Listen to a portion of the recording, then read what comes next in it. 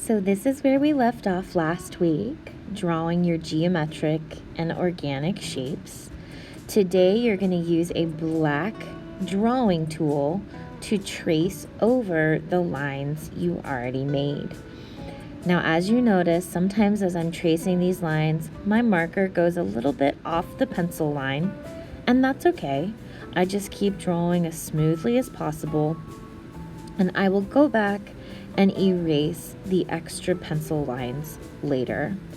Make sure that you are drawing nice and slowly so that if you're using a black Sharpie marker, it shows up nice and dark. So I'm going to go through now with my pencil and just erase some of those extra lines that I don't really need or that didn't really get traced over.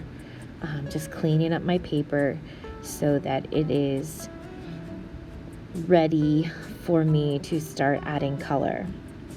Now, as I'm starting to think about what colors I'm going to use, I want to notice all of the different shapes that were created from the overlapping shapes in my pictures.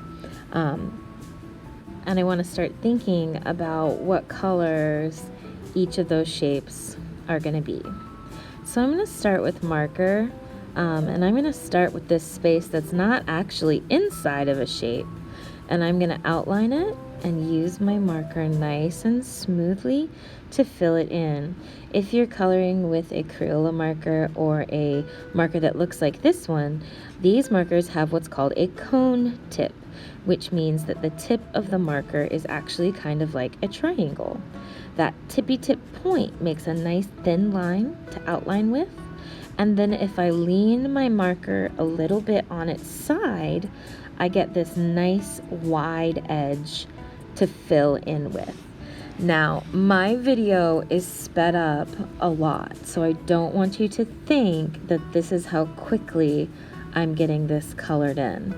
I'm actually taking my time, going nice and slow, making sure that all of the white spaces get filled in. I also want you to notice that I'm kind of jumping around to different parts of my paper. I'm not just sticking to one spot. Each shape that's created through the overlapping is getting its own color. So just because I know this is a square, that doesn't mean that the whole square is going to be one color. The part where my organic shapes overlap it and the part where my circle overlap it are going to get their own color. Doing this allows your brain to kind of play with this idea of how shapes are created. We create them by drawing them, but we also created shapes in this piece by overlapping them.